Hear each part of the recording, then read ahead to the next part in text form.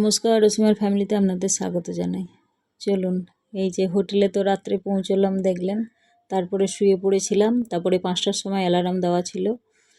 ঘুমটা ভাঙতেই মানে জানালা দিয়ে একটা ভিউ দেখতে পেলাম। জানালাগুলো লাগানোই ছিল, এখানে তো ভীষণ ঠান্ডা, কিন্তু আকাশটা পরিষ্কার দেখা যেতে জানালাটা একটু খুললাম। তো হোটেলের রুম থেকেই এত অপূর্ব দৃশ্য সকালবেলায় চোখে পড়লো। অ্যাকচুয়ালি জানি পাহাড়ে এগুলো হয়, আর কাল সারা রাত বৃষ্টি হয়েছে। তো এত অপূর্ব লাগলো, পুরো শরীরের থাকানগুলো সব মিটে গেল এরকমই মনে হচ্ছে। এগুলো সব মেঘ, মানে আমরা এতটাই উঁচুতে আছি, মেঘগুলো কতটা নিচুতে দেখুন পাহাড়ে। অ্যাকচুয়ালি ওগুলোও উঁচু, কিন্তু মানে তার থেকে উঁচুতে আমরা আছি। আর ওই যে দেখুন, মানে জানালার ফাঁক দিয়ে ঠিকমতো মোবাইল ধরতে পারছি না, পড়ে গেলে আমার মোবাইল পাওয়া যাবে না। ওই যে ছোট্ট ছোট্টগুলো দেখা যাচ্ছে, ওগুলো কিন্তু বাড়ি, পাহাড়ের গায়ে বাড়ি বানানো আছে। তো জুম করে, আমার তো ক্যামেরা অত ভালো নয়, আর পড়ে গেলে আর মোবাইল পাবো না, কারণ অনেক উঁচুতে আমরা আছি। তার দৃশ্যগুলো দেখে মন একদম ভরে গেল। আর ভীষণ ঠান্ডা, শীতের পোশাক বেশি কিছু আনাও নেই। ওই যে দেখুন, একটা লোক আসছে নিচ দিয়ে, ওই রোড ধরে ধরে আমরা এসেছি। অনেক উঁচু খাড়াই রাস্তা। তো অ্যাকচুয়ালি আমাদের দার্জিলিং যাওয়ার কথা ছিল, সেই প্ল্যান করেই বাড়ি থেকে বেরিয়েছি অল্প স্বল্প শীতের পোশাক নিয়ে। কিন্তু নিউ জলপাইগুড়িতে এসে আমাদের প্ল্যান হয় গ্যাংটক আসা, সিকিম গ্যাংটকে। তো রাত্রেই আমরা ওই প্রথমে গ্যাংটকে চলে এসেছি।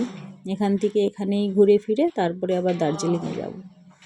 তো সেই জন্য আমার হাজব্যান্ডকে আমি খুব বকছি যে তুমি বলতেই পারতে, তো আমরা সেভাবে পোশাক আশাক নিয়ে আসতাম। আর এটা দিদিদের রুম।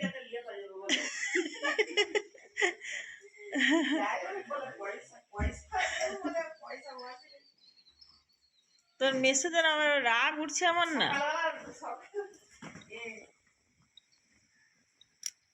তাহলে বল এরকম এসে যদি, হ্যাঁ ওই কলগেটটা দাও তো, যদি এখানে আসবে বলতো বল আমার ঘরে কি পোশাক আশাক নেই। এমন ঢেমন লোক, রাস্তায় বেরিয়ে ডিসাইড করছে এখানে যাব।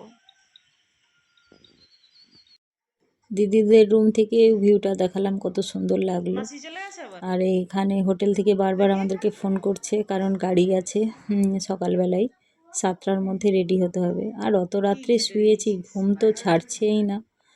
কিন্তু মানে বেডটা এতই অপূর্ব ছিল, একদম নরম।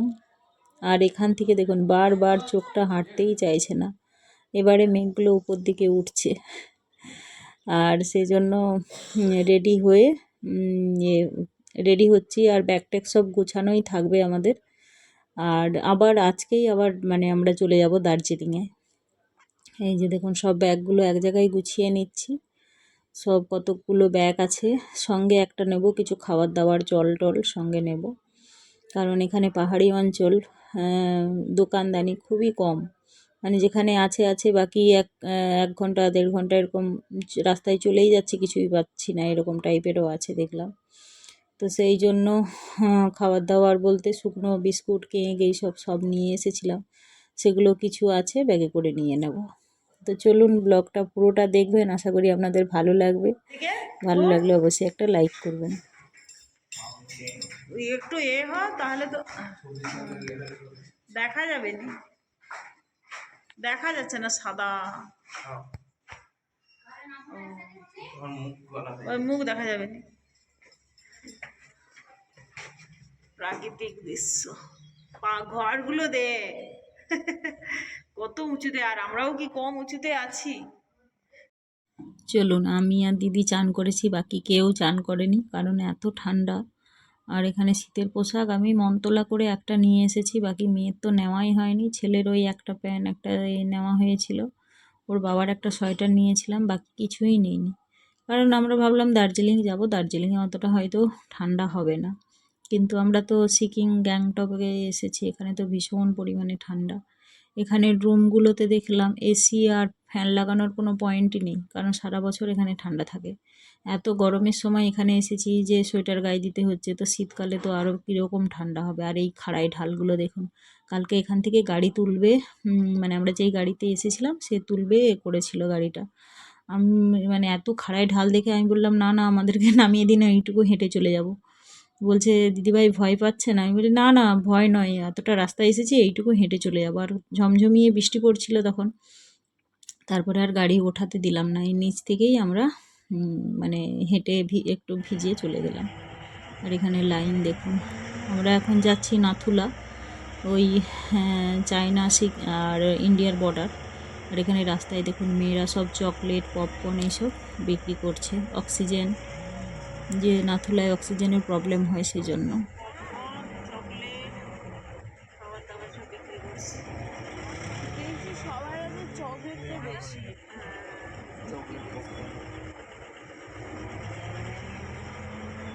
অনেকে কি হয়, রাস্তার মধ্যে যখন জ্যাম লেগে যায় তখন তো গাড়ি দাঁড়িয়ে যায় না, তাদেরকে খাওয়ার প্রোভাইড কে করবে, তখন এরাই করে। এইগুলো তো দোকানদারি নেই না সব জায়গায়। কোথায় এসছি?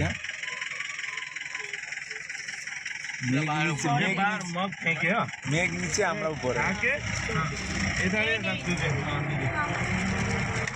मेघ नीचे आप लोग भी कोई कचरा नहीं करते थे। पूरा फाइन कर देगा। करना चाहिए, आगे यही गाड़ी में रख दीजिए। इसी के लिए तो इतना क्लीन है। और ऐसा ही रूल्स होना चाहिए हर जगह पे, कचरा नहीं करने ये का। काल परसों नॉर्थ सिटी में है ना, हाँ ये पुल तोड़ दिया, हाँ, पुल तोड़ने में 2000 फाइन कर दिया। अच्छा किया। वो फेसबुक में दिया है। वाह वाह, अभी ना ये दिन में आधा घंटा 1 घंटा है ना, कोई टाइम में वो इधर सफा रहता है, उसके बाद में ऐसा अंधेरा है। ओ अंदर हो जाता है। हाँ, 1 घंटा आधा घंटा ऐसे क्लियर रहता है कभी कभी, थोड़ा सा धूप निकलता है ना, हाँ उसके बाद में अंधेरा शुरू। उसके बाद में दिन भर ऐसे है, बारिश आएगा सब। बारिश तो हर टाइम, कल तो आई हम रात को। अभी तो बारिश का टाइम है, अभी जैसा हम लोग नेपाली महीने में अभी ये जेठ बोलता है ना, अच्छा जेठ आषाढ़ ऐसा। এখানকার ড্রাইভারদের ব্যবহার খুবই ভালো, আর ওরা এত সুন্দরভাবে গাড়ি ড্রাইভ করছে যে এত খাড়াই ঢাল উঁচু নিচু আছে, কিন্তু খুব স্মুথলি ওরা নিয়ে যাচ্ছে। আর জায়গায় জায়গায় ঝর্ণা বেয়ে পড়ছে। আর ড্রাইভার বলল যে কখনো কখনো এরকম ল্যান্ডফল হয়, মানে মাটি ধসে চলে আসে, এই যে এগুলো রাস্তার উপর চলে আসে, কিছুক্ষণ গাড়ি ওরকম লাইন দিয়েই দাঁড়িয়ে থাকে, তারপরে আবার পরিষ্কার করে আবার যাতায়াত শুরু হয়। আর এইখানটায় দেখুন রাস্তাটার অবস্থা।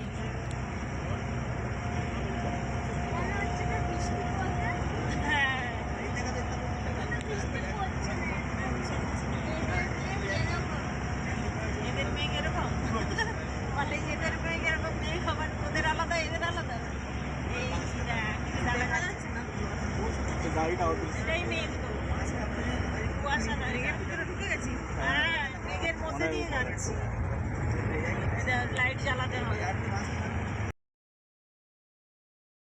আমার ছেলে তো কখনো মেঘ ফেঘ এরকম দেখেই নি, তো সেই জন্য বললো এখানকার মেঘ মনে হয় এরকম। কারণ আমাদের তো মেঘ আকাশে দেখি বেজা তুলোর মতো হয়ে ঘুরছে বা কালো হয়ে ঘুরছে, কিন্তু এখানে রাস্তার উপরে মেঘ এভাবে ঘুরছে এটা তো দেখেইনি, কোনো দিন এক্সপিরিয়েন্সও নেই।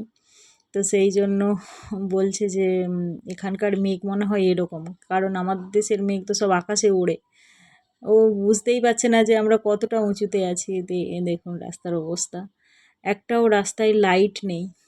আর কি সুন্দর স্মুথলি গাড়ি ঘোড়া বেশ পাস হয়ে যাচ্ছে, কেউ কাউকে ওভারটেক করছে না, খুব ভালো নিয়ম। আর রাস্তাঘাট দেখেছেন একদম ঝকঝক চকচক করছে। এখানকার সরকারের নির্দেশ অনুযায়ী যে একটা যদি কেউ নোংরা ফেলে তার ফাইন হয়। আর উনি বললেন যে যা কিছু খাবে গাড়ির মধ্যেই রাখবে, প্লাস্টিক মানে র্যাপারগুলো বাইরে ফেলবে না। আর এইগুলো ট্রাকগুলো সব মিলিটারি ট্রাক, এখানে মিলিটারি ট্রাকও প্রচুর যাতায়াত করছে আছে, দেখেছি, ভালো লাগছে। আবার একটুখানি দেখুন প্রাকৃতিকের নিয়ম, এখানে আবার এইখানের পাহাড়টা আবার দেখুন পরিষ্কার, একটুখানি হালকা রৌদ্রু, আর এখানে অনেক দোকানদানি আছে। তো এখানেই আমরা একটুখানি ওয়েট করব, চাটা খাবো, কারণ সকাল থেকে বেরিয়েছি, কিছু খাওয়া হয়নি। ঘন্টা 2-3 রাস্তা মানে জার্নিই হয়ে গেল। আর এখানে প্রায় গাড়ি সব দাঁড়াচ্ছে, দোকান আছে, দাঁড়িয়ে এখানে চাটা খাওয়া বা জামা কাপড় রেন্টে নেওয়া করতে পারে। হ্যাঁ হ্যাঁ, কি ঠান্ডা।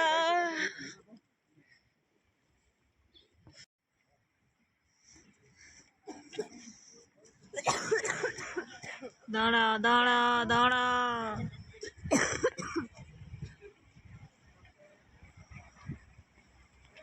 চর্মি গায়ে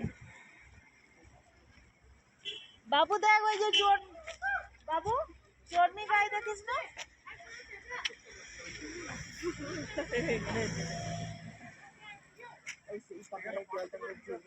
হ্যাঁ, বড় হয়ে আছে।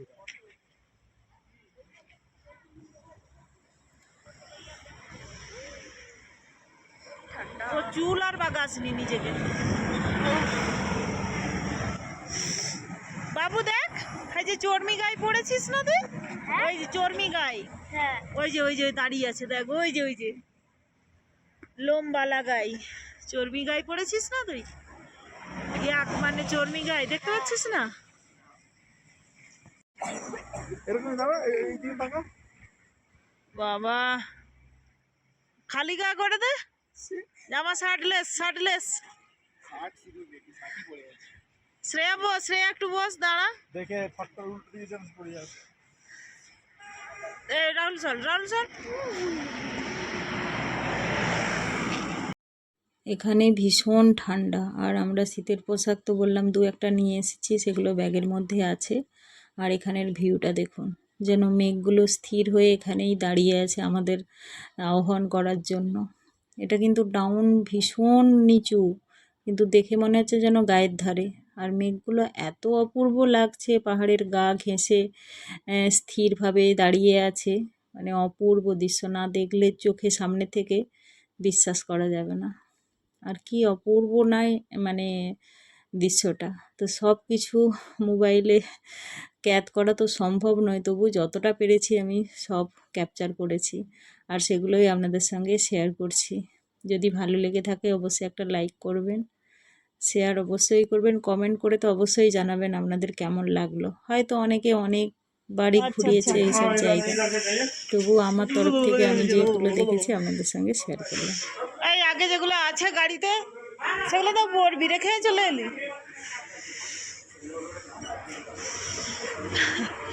কানওয়ালা দেখি কর, টানিস না, এরা তো মুখের গোড়ায় দাঁড়িয়ে থাকে।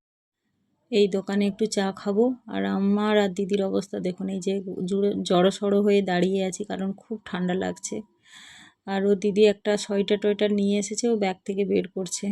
তারপরে এখানে চা খাবো, ছেলে মেয়ে বায়না করলো ওই যে কানেরগুলো নেবে। আর এখানে এত পাহাড়ের উঁচুতে তো ভীষণ দাম, আর এতটাই ঠান্ডা, তো এখানে ভাবছিলাম সোয়েটার কিনে নেব, কিন্তু এখানে তো মারাত্মক দাম বলছে। তা ওরাই বললো যে রেন্টে পাওয়া যায়, এগুলোই নিয়ে নিন, পরে আবার ইউজ করে আবার ছেড়ে যেতে পারবেন। হ্যাঁ, রেন্ট দিবি আমার তো লাগে 200। আচ্ছা, রেন্টে পাওয়া যায়। এই দেখছে এরকম লম্বা না। আবার কোথায়, এখানেই দিতে আসতে হবে তো। এখান দিয়ে যাবো, রিটার্ন তো তাই আমরা ওই রেন্টেই সোয়েটার নেব, আর মানে জ্যাকেট নেব, কিনবো না, আর শুধু একটুখানির জন্য কিনবো না। তাহলে রেন্টে নিয়ে নাও, কারণ নামার সময় তো লাগবে না।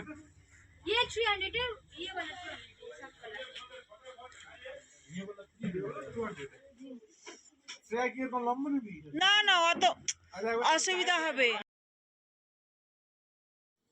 আর এর মা ছেলে তো ফটোশ্যুট করে যাচ্ছে, ফটো তুলেই যাচ্ছে।